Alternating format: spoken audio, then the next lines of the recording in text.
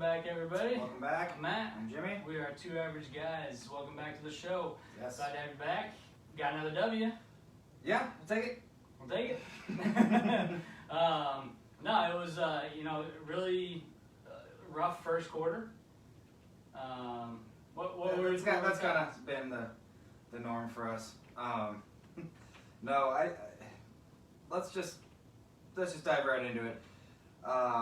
Defense was fantastic yesterday. I don't think anybody can disagree with that. Anytime you give up 3 points or less, yeah, especially with a team that scored 69 points last week. I definitely thought we'd give up more points than we did. So that's a good way to start the topic today, and we can dive into that a little more. But we covered the spread, but obviously you can tack on as many more points as you want to that game, more than we should have scored. Absolutely. Points Taken off the board from penalties or just bad calls, if you ask me, or missed field goals. Yeah. So another thing that has hurt us. So you can go anywhere from 23 to 30 points left on the field. And they missed 3 field goals as well. That's part of that. And they had some chances too, where they maybe went for it when in a normal situation they would have kicked a field goal, but they were down by too many points. So overall 28-3 against a pretty good team in the MAC, I would say. Yeah, I think in FBS they were one of the top rushing teams in the country. They were top 5 or something, top 2. Yeah. I was really discouraged with our run game, our offensive line. I'm not sure what we need to tweak or what we need to fix. I know we may have had, I think Sichterman went down, Banks came in. Yeah. But it wasn't working before that anyway. Yeah. So. I think we'll start with the offense. I think our run game, to me, there's a couple of different things. Our offensive line, they're still young. So we, again, at some point you have to say, when is that going to stop being an excuse? And I think we're there. We got Oklahoma next week, and they're going to bring, just like anybody else would, they're going to bring that line to our offensive line too, and we have to be able to make those holes for our running backs, and we have not been able to make the holes. And one thing too, I'll let you talk next, but one thing too is when we do have the holes, our running backs either one don't hit them or they don't cut to make the hole. So there's more than just one problem there, but part of it is just the line not getting that push, not getting to the next level. They don't have that nastiness. Yeah. There's no nastiness from our line. They just seem like they're a bunch of nice guys. Well, and I want to see that nastiness where we're playing to the whistle and through the whistle, not getting penalties, but we're playing to where we're pushing the team back and getting to that next level without and opening those holes too, and we're just not seeing that. Well, and obviously we're going to see it this week against Oklahoma. We're going to have to step our game up, but we're going to have a really hard time winning any Big Ten games with not being able to get a push on the offensive line. It's great playing against Buffalo when a play breaks down and Martinez can just scramble for 70 yards or even enough to get a first down. But against Big Ten play, that's not going to work. It didn't work against Illinois. So and obviously they're 1-2 now. Yeah, but I think Martinez is the guy. I said this to you yesterday during the game. At some point, especially starting I think in the second half, we need to say, Martinez, this is your game, your ball. We're putting it in your hands. You do what we know you can do, whether it's in the pass game or the run game, and take things over. Yeah. Take it over. Take the run game over if you have to. Do more option plays because trying to run between the tackles is clearly not working. Well, and when we did, just like we talked to Adam, if you listened to our podcast last week, we talked to Adam Carricker. We talked half the time with him about the option. Yeah. And when we did it in the game yesterday, it opened up so many more things, so many more options, and we may not have made the right choice every time, but for the majority of the time, I thought we did. But either way, it was better than handing the ball off to Urban, Stepp, Morrison, whoever was in there, and gaining a yard or two up the middle. Is that really what we have for our first play every first down? So we talked about Marquise Stepp last week. We talked about him being the guy. Yeah, and we thought he would be this week. And maybe Morrison or maybe Irvin. We have guys that can be number 2, but we thought he'd be that guy. And I still think he is that guy, but our line's got to show it. 9 carries for 17 yards.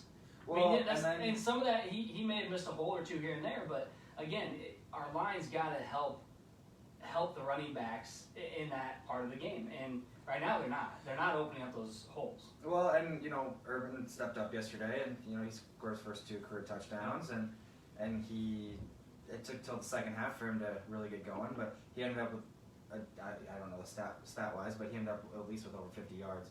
And I know that breakdown of the carries were pretty even across the board, even with Martinez added into that mix. Yeah, he had 56 yards on 10 carries, which it's 5.6 yards a carry, which is good. And you look 8, 9, 9, 9, 10. Yep. So I like kind of spreading the ball around, but I guess it keeps the defense guessing. But I would like one guy to just break through and be the main back end, whatever that is. I don't know if that was the plan though. I don't think the plan going into the game is, hey, we're going to use 5 running backs today. I don't think that's the plan. I think the plan is we want one guy, but not one guy is getting the job. Yeah, that's what I mean. So it's frustrating because, again, I think the talent's there, and Carricker reiterated, yes, the talent is there. Those guys are good running backs, but we're missing something. Something's not clicking on that offensive line to get them to get to that next level. And, again, you watch any college football all day. I watch a lot of college football in general, and this year I've watched quite a bit already. But these offensive lines, they're getting that push. They're getting to the next level. There's one play where we had the left tackle pull, and they hit the hole, and the running back hit the hole, but the guard didn't stay left. He kept going straight, and the guy on the left came and made the tackle. Yeah. He was clear for at least 30, 40-yard run, at least, if not a touchdown, and we just didn't get that block. And one thing I thought was funny, and we can start,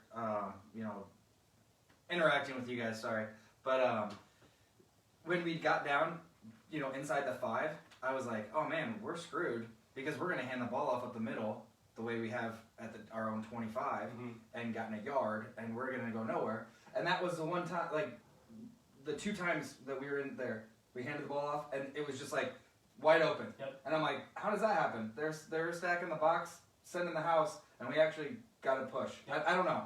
It was just funny. We were kind of talking about that after the game. We're like, how is it that was so open? Yeah. But when it's at our 25, we get a yard. Yep. So I don't know. Robert says, if Martinez can't throw the ball, defense knows he's going to hand it off and shut us down every time.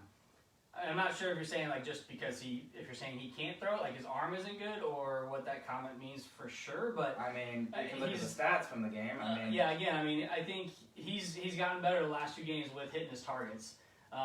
He's still getting pressured a lot. We didn't allow any sacks, but he has to scramble away from the defense so many times. Right. And that's what I meant. And maybe you were commenting on me saying take over the game, because that's what he essentially does when he scrambles like that. He is taking over the game with his athleticism. Mm-hmm. And he was 13 of 19 for 242 yards. That's a good game. He didn't have to throw it. We still tried to run the ball a lot. We tried.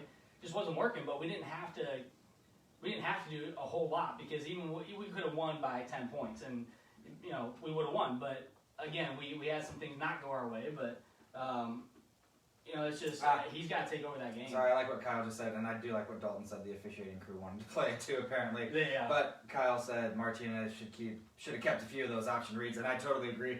Watching the game with a few people, and we're like, well, why didn't he keep that one? And then the next 3 in a row, we're like, why didn't he keep that one? Maybe they're coaching him to. They can't be though. It's a read option. Yeah. It's his decision.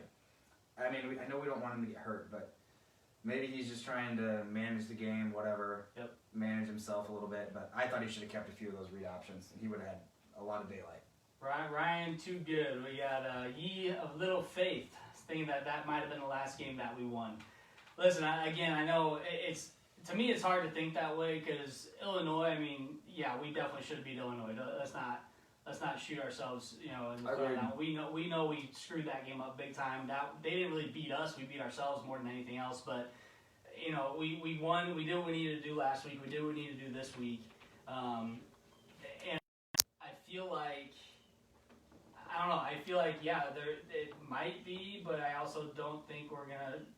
I think we're still gonna win some games. I think Northwestern, Michigan State. I think it's hard to tell. Ohio State is not as good as a lot of people think they are. And we can talk about that a little later. No, am I going to sit here and say that I think we're going to win this week? I don't think that we are going to win this week. I'm always hopeful, though. I mean, if things go our way right off the bat, I mean, we could hang in the game, I suppose. But to say that that might be the last game we're going to win this year, that's, I mean. And I know what you're saying, Ryan. I think there's a lot of negativity online, but it's just, I would never think that way. But I think a lot of the fan base kind of feels that way just because of the Illinois game. And we've built some confidence these last 2 games. Right. We didn't commit. We're not committing the stupid penalties. We've had a couple here and there, but not like we did against Illinois. So I think we've cleaned up some of those stupid penalties. We're still making some mistakes here and there, but again, we sometimes play down to our opponents. We didn't do that this week or last week. So I'm hoping, like Ryan says here, we can play up to our opponent, in the coming weeks with some of these teams that have historically been a better team and a harder team, especially the way we've been lately. Well, and I mean, if you look across the board, I mean, some of these teams that we thought were not as good, like Michigan State, they're showing that they're a lot better than we thought they were going into the season. Yeah. So, I mean, we're going to have a lot of tough games, and we're probably going to win a couple close games, and we're probably going to lose a couple close games. It's going to be a heartbreak season like it always is. Yeah, it's, again, I think you got, after this week, you got Northwestern and Michigan State. I think both those are winnable games.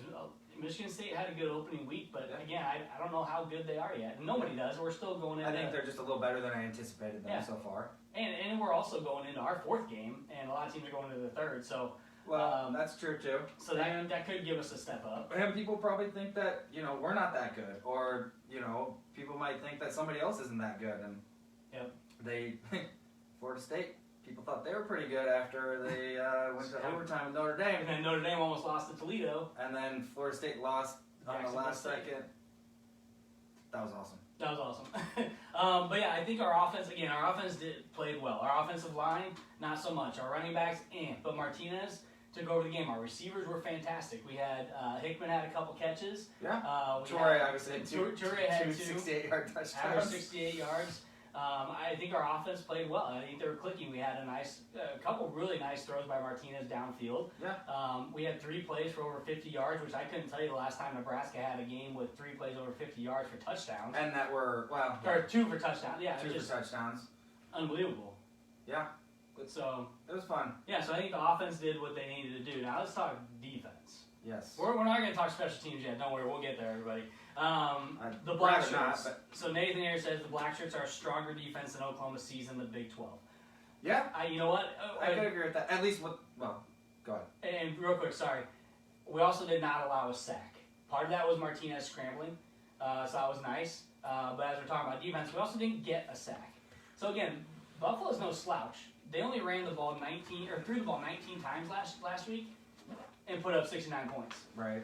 They had to throw the ball 50 times because they could not run on us. Yeah. So that says a lot about our linebackers, how they were playing. They had a couple really good runs, but our linebackers played well, and so did the defensive line. They played well to stop them from punching through and getting long runs. I mean, the D-line definitely is a big strength. Ty Robinson up there and Daniels, I mean, those guys are huge. Yeah. Still, he had a good game again. Yeah, I mean, those guys are huge.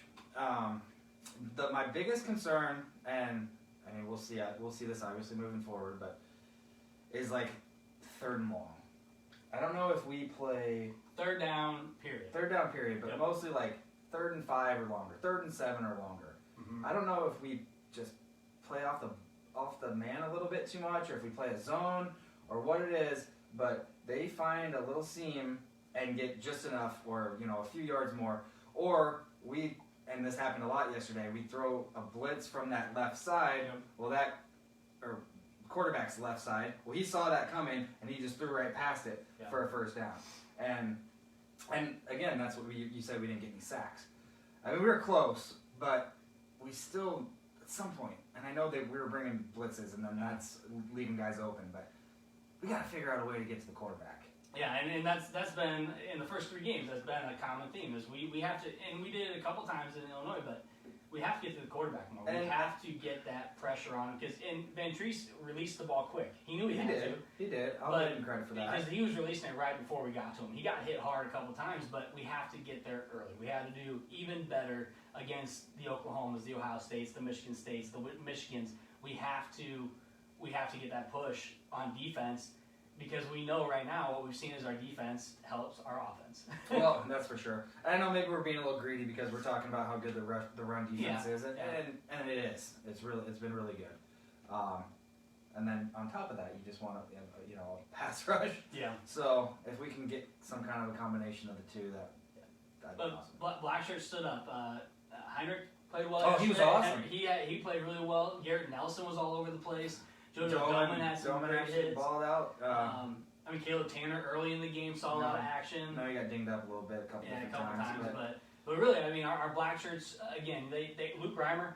Reimer was a stud. That kid was good. I really wish he would have gotten in the end zone on that. We scored anyway, but he was close. But I think our defense did exactly what they needed to do and played super well. Again, you're only allowing 3 points. You allow 3 points. That's pretty darn good. And I think our total yards in each game.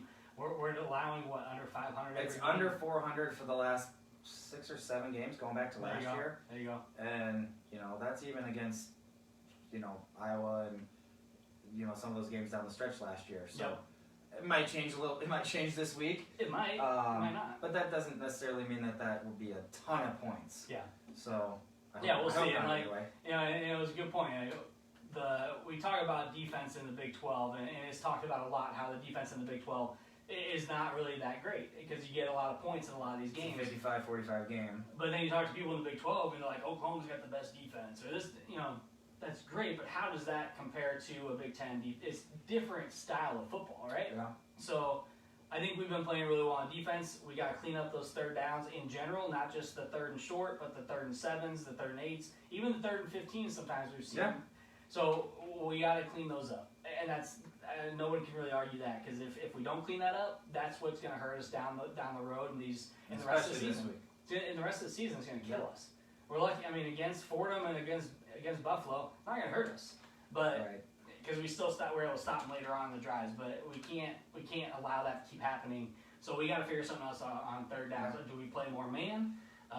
If we're playing zone, do we still have somebody up in man type coverage and jam at the line, which we never do?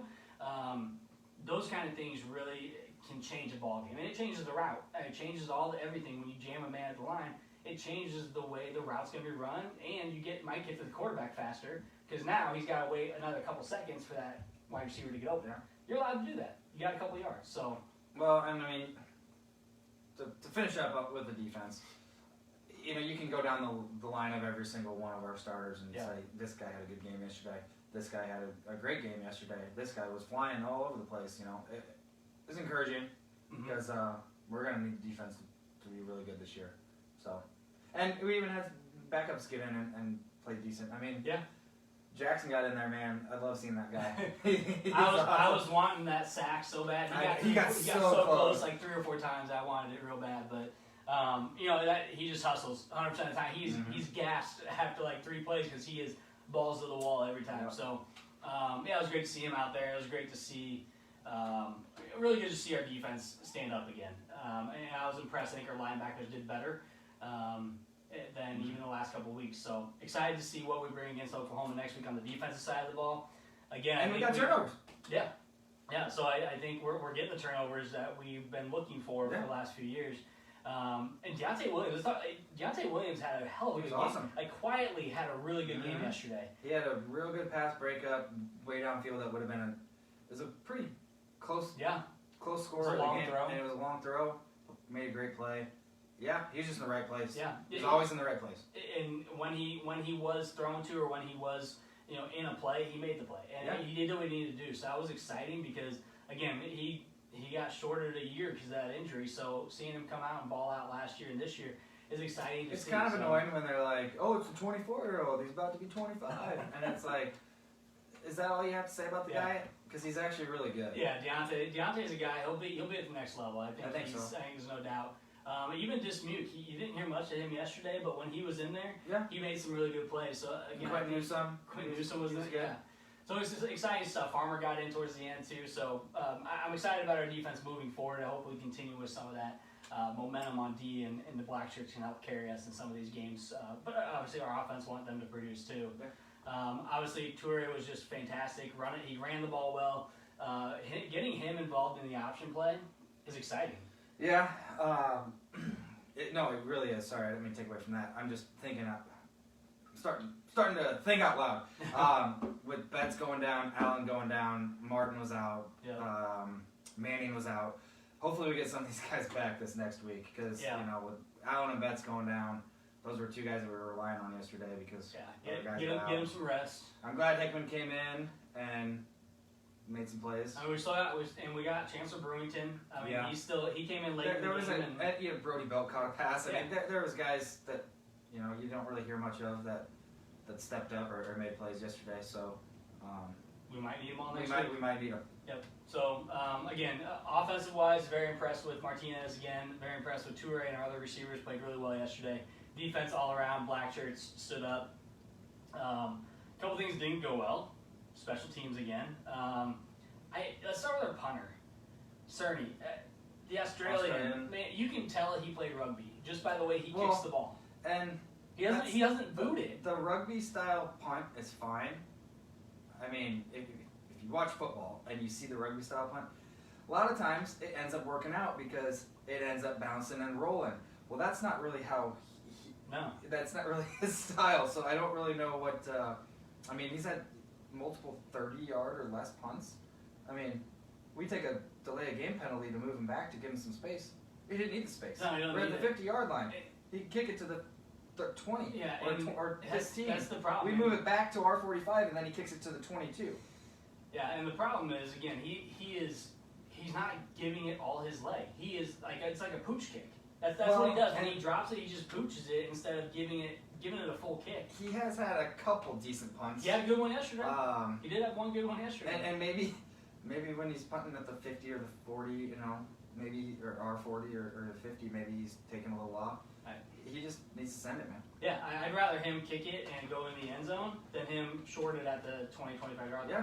Because what's the difference? I mean, they're going to get it's it at still the 20 the or same they're thing. going to get it at the 25. So. Yeah. But he did have one good punt yesterday, so I want to see him give it all. Yeah. Give it your leg. You got it. And it's I mean, we actually field position wise, they started inside their 30 every series except for special teams a fumble on our punt return. And it's funny. I think I might have texted you this, but I'm pretty sure it hit the Buffalo guy's toe before it hit. It's too hard to tell. It hit it hit Gifford's calf. On the replay, when the ball came down, you can or, see it. It looks like it hits a white shoe without the red stripes on it before it hits his butt. Either way, it just wasn't a good play. Our guys are getting pushed back. Well, and I saw someone on Twitter saying, "Oh, when you call for a fair catch and that guy, the defender pushes your guy into your guy, how does that work? That's not giving them a fair catch." But it should be the return man's job to say, "Get away," and then he calls a fair catch. The defenders can come up on him, and then it's his responsibility to catch that ball. If guys are standing in front of him, get out of the way. The problem is with that is, yes, if the defenders are pushed into the guy catching the ball, it can be kick catch interference or they're not going to call it, whatever. But they weren't pushed into him.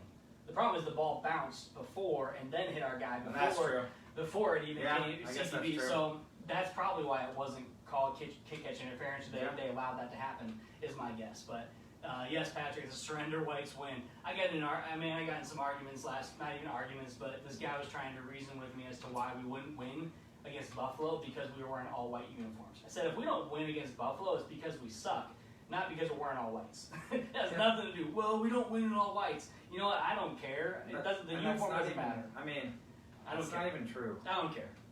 But anyway, we lost the last few games, but that doesn't mean that we always lose in whites. Yeah, and I don't know. I just don't care about the uniform itself. I just want to win. So I mean, wearing white at home is not my favorite thing to do, but obviously it was for a particular reason. So I was fine with it. I was waiting for somebody to bring that up. I wasn't going to, but someone did anyways. Thanks, Patrick. But yeah, so overall, we won the game. Now we gotta look forward to Oklahoma. We gotta clean up some of those things that we didn't do well. The penalties that we got called for offensive pass interference, which was a phantom penalty. It was, and what was funny, you talking Levi Falk? Yeah, on the touchdown. Touchdown. Yeah. I mean, he literally slanted in, and two guys went with him, Yeah. And like kind of ran into each other.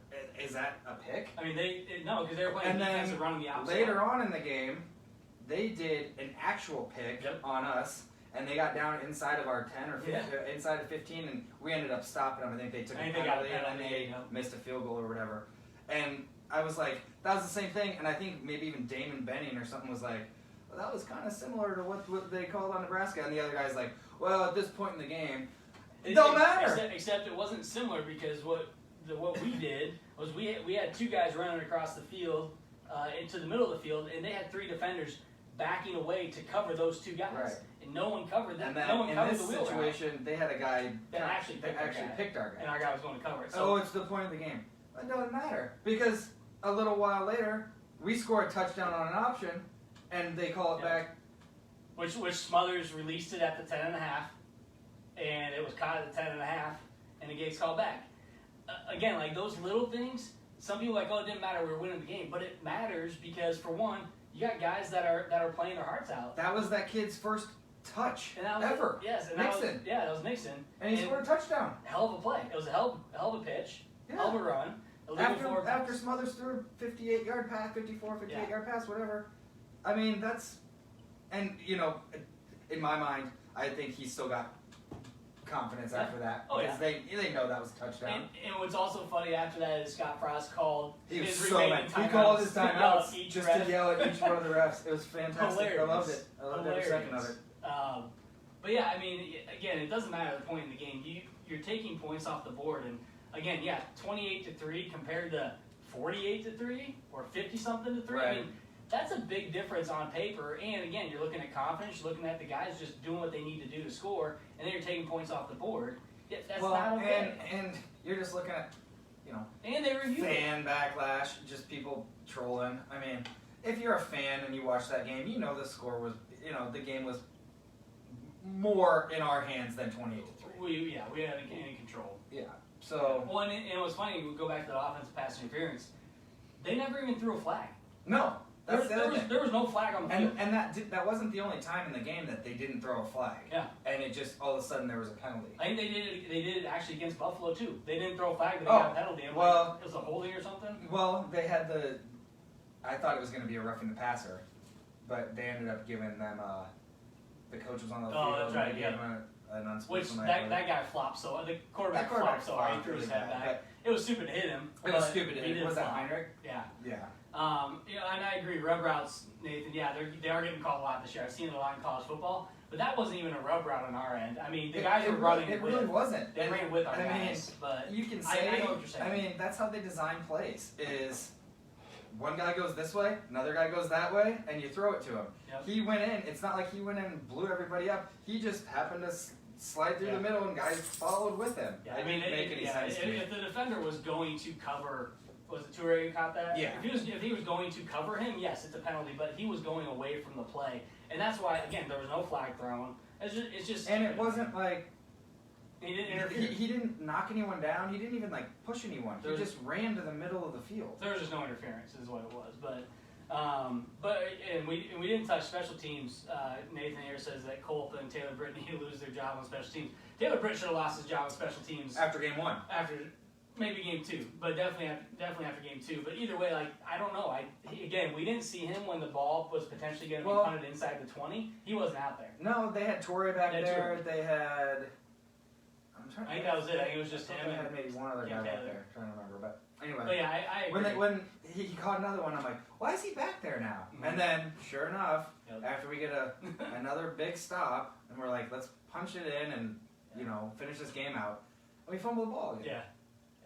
Well, and Colt, I don't know. Is he in his own head? Like we were talking about it after the game yesterday, and obviously Big Ten Kicker of the Year last year. Is it fans in the stands? I think he's in his own head. I mean, there's something going on. I feel like it could be, and that may just be in his head. Just as far as last year there was no fans in the stands. He could just line up and kick. He came from LSU. He kicked in front of fans before. I'm not saying that he hadn't, but maybe just having that year off. Kickers, goalies in hockey, something triggers you and you're weird, man. Man, you better figure your shit out because We got to make those. That's 9 points. It's pretty difficult when you don't need to kick a field goal with 10 seconds left in the game, but you bring the kid in to give him a little confidence. Yeah, and exactly. it just made it worse. That's why a lot of people are like, why bring him in? Well, he needs to make one. Like, let's give him a field goal. He needs to make one. I mean, if he can't make a field goal against Oklahoma, so we're definitely not going to win. I mean, Colt, just get it out of your head.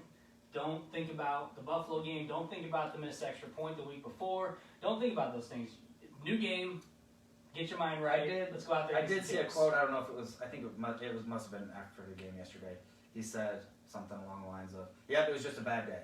Yep. And you know, if that's the approach that works for him, and he can let it go and move on and work at it and be better, then that's great. He's probably more upset than anybody else is about that. So I mean, that's his craft. He's a kicker. Like, that's what he needs. That's what he spends all of his time doing. He's not gonna go pro as a receiver. He wants to go pro as a kicker.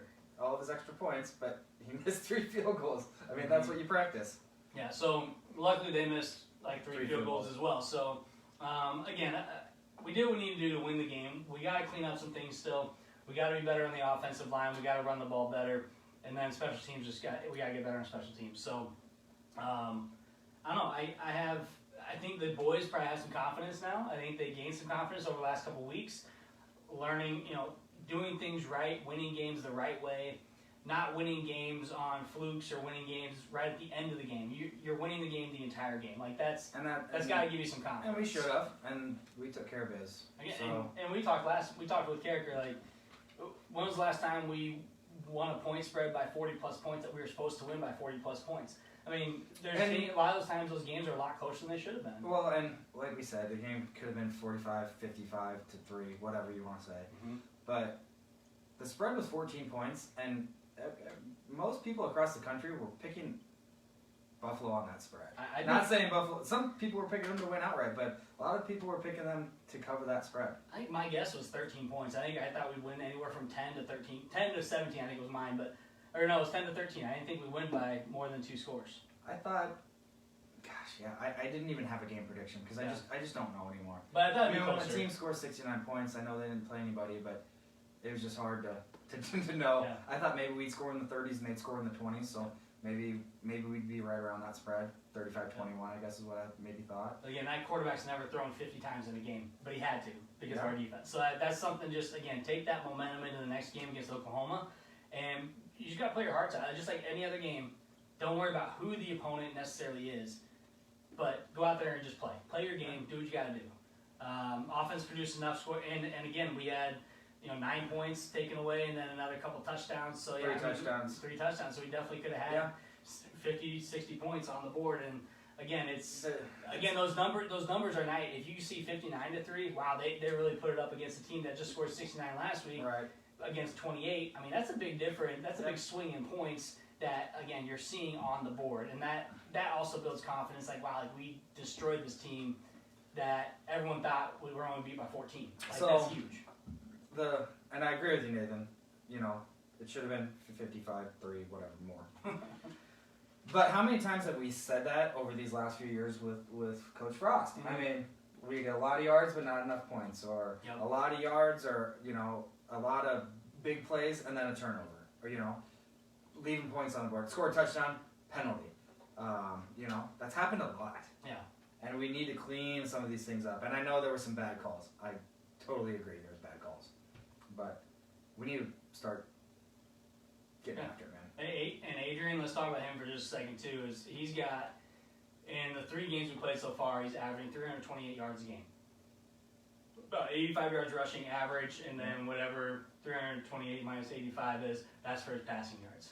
Come on, where's the math? 240 some yards, right? I think you could have a pretty big game against Oklahoma stat-wise. Yeah. I mean, Adrian, again, people will criticize him over and over and over again, but we still love the kid. And he is showing that, hey, our offensive line's not playing that good, but I'm still going to ball out.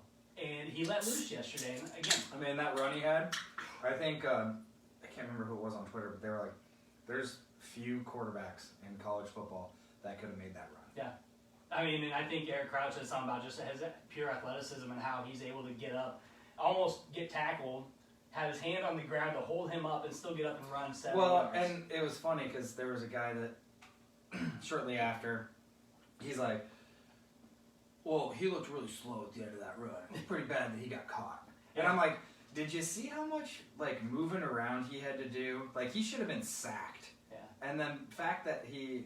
Oh, and he held on to the ball. Yeah, too. he also held on to the ball. So, someone tackling him. and the guy from behind was trying to knock that ball out. So one of the first comments on the Big Ten Network's Twitter on that play was they talked about Martinez running. The first comment was, pretty pathetic you couldn't score on that play. It's like, man, I want to see you run 70-plus yards. after with eluding coming on, 7 guys for 15 yards laterally, side to side. Yeah, so I try to stay off of Twitter. You know, after wins, it's usually better, but there's still a bunch of idiots who are going to criticize. I wasn't on nearly as much yesterday, but there's still dummies out there. I think we're getting there. I think we're seeing some of the production that we want to see and that we've been hoping to see from Frost's team. So players need to be sit out of player series, committing penalties like holding when not needed, or the personal foul last week. Yeah, I'm not the coach. I don't.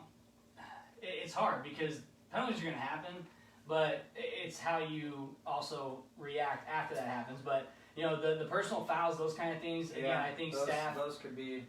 Maybe they reduce penalties that way, but we also got to make sure who's the next guy up, who's the next guy coming in, and do we feel comfortable with them coming in?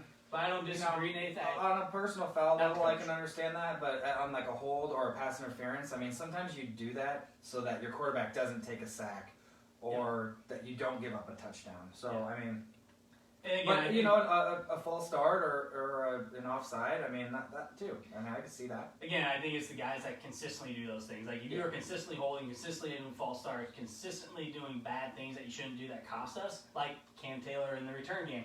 Again, he trusts him. Again, do we not have another guy that he trusts to be back there catching the ball? I don't know. So, I don't know what the consequences are looking like, what that looks like in practice. But, again, I'm not the coach, so I don't fully disagree with you, Nathan. I think at some point you have to hold them accountable for the mistakes they're making and give someone else a chance. And we've talked about it too. I don't know how much you watch or anything, but, I mean, we have so many skill guys on offense. Why do we have to have a defensive back return punts? Yeah. And I know that there's a lot of defensive backs in college and pro and whatever you want to say that have been really good at doing that because they have good hands, whatever you want to say, and they're really athletic and shifty, but we have so many skill guys on offense. Put somebody else back there. Yeah. Please. So, I don't have much else to talk about the Husker. Oh, one more thing. The penalty from D. Boogie, who got his helmet knocked off. Oh, Daniels. From Daniels, got his helmet knocked off. I don't understand, and this is funny because I posed the question to Carricker on Twitter, more as a rhetorical question because I don't know if there's an answer for it, but you know, how is that a 15-yard personal foul, automatic first down? How's it a personal foul that you had your helmet off and you continued to play? It turned into basically someone trying to explain to me that it's in the rule book. That's why. I know it's a penalty. I'm aware of that. The question is, why is it a personal foul? And then it went into arguments as to whether it was or was not a personal foul. I'm like, this is Husker Nation at its best. Like, just a bunch of idiots ignoring what the actual question was as to why is it a penalty. I know it's a penalty. Why? I mean, it's stupid. It is stupid. You put yourself in danger by doing that. If your helmet falls off, you're just supposed to sit on the ground. Basically, stand there. You can't go towards the play. You have to stay out of the play. I mean, I know. I'm not even going to compare it to that. If you look at the play, he didn't really even do anything after that. He kind of followed the play and kind of fell on the pile. So I get it, but I get what you're saying. Why is it a personal foul? You could call it a 10-yard penalty or whatever you want to say. It shouldn't be more than 5. Like, why is it a 15-yard? It just doesn't make sense. Again, it didn't impact the game, but it just doesn't make sense to me at all. Why is that 15 yards? And so, like, maybe come up with an actual penalty for it. Like, you can call it a player safety, like, hey, player safety, 5-yard penalty. You can call it something, but personal foul just makes 0 sense because he actually didn't commit a foul. You don't commit a penalty or get knocked off. Yeah. So how does someone get knocked off? You got to look at that too, like, get someone's hands in his face. But again, that drove me nuts because I understand it's a penalty, but the fact that it is a personal foul in 15 yards is just a dumb penalty. So it is. Anyways. Well, if you didn't see the start of before the game, or if you didn't see pictures on Twitter or anything like that, it's really cool. Kind tribute to 20 years of 20th September 11th. anniversary. Yep. So there's really cool pictures. Damian Jackson running out with the flag, which he always does, but with the first responders. And he did it by himself. No one ran by him, and that was really cool. I think too that was kind of a chilling game, seeing everything, kind of what happened 20 years ago, and how we remembered, that first game after 9/11. Those are things that kind of stick in your head. And that yesterday's game, that might stick in our heads for a long time. The 20th anniversary. For one, absolutely love the helmets.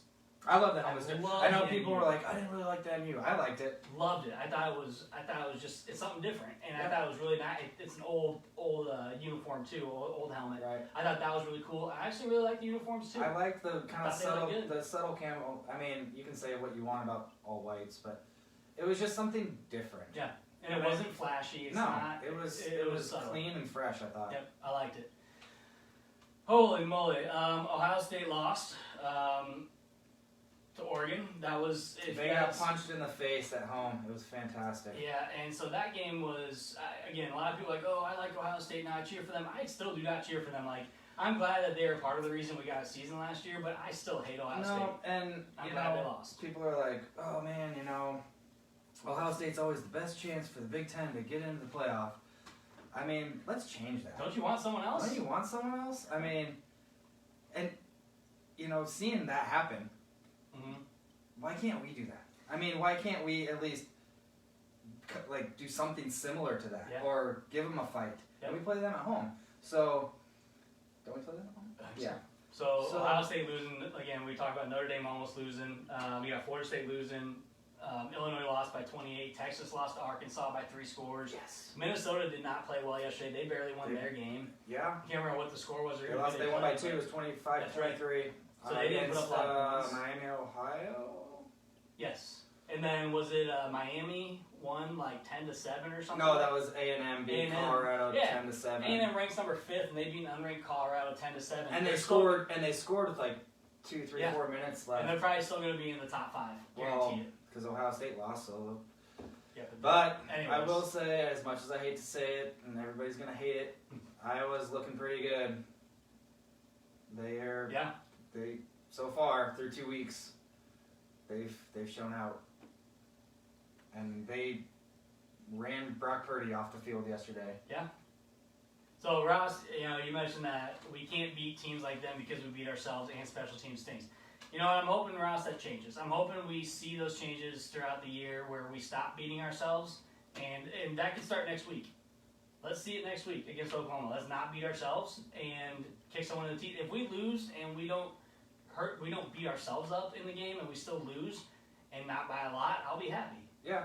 It's still gonna suck if we lose, but I want to compete without shooting ourselves in the foot for once. And we need to show progress. And if that is a close loss to a team like Oklahoma, then that's fine. Yeah. As long as, like you said, we're not seeing the same mistakes we've been seeing over and over again. Yep. And special teams and turnovers, which we didn't have. We only had 1 turnover and it was on special teams. Yes. But and penalties and stuff like that. And Nathan, I don't know if I'll take Ohio State over Michigan. I hate them both, and I also don't care for Wisconsin. I'll take Penn State over both of them. Maybe. I don't know. I just hate them all. Let's just say that. I don't want any of them to win. And as much as I hate Iowa, I think you're right. I think Iowa might right now. I mean, I think they have the best chance of winning. And they're probably gonna. I didn't see any rankings yet today, but they probably jumped up pretty far. Yeah. They went into Ames and they punched Iowa State in the face. And we'll see what happens there. So, I think Iowa's the team of the East. Iowa the team. And it's hard to say because Iowa State looked really bad in their first game against Northern Illinois, and they barely won. And people said, "Oh, they're just looking ahead to Iowa." Yep. And then they really didn't look that good yesterday. No. And they have like their whole team back from last year. Yeah. Who beat Oregon in the Rose Bowl. They had some unforced turnovers. Had their best season ever. So, I don't know. It is tough to say, but they did look good. Big Ten, I think I saw someone posted that every Big Ten team won yesterday except for Ohio State. Probably, yeah. As far as I know. Maryland and Rutgers won, yeah. Illinois lost. Oh, shoot, that's right. Dang it, whoever posted that. That's right. Illinois is only going to win like 1 or 2 games anyway. I know they predicted. We're one of them, unfortunately. So that's really bad. So I don't know. I think clean up some of these mistakes. Let's do better. Let's continue to get better every week. Not shoot ourselves in the foot. Let's go to Norman. Let's have a good game next week. That's what I'm hoping for. Who's better now? Oh yeah, God, not to be a Florida State fan.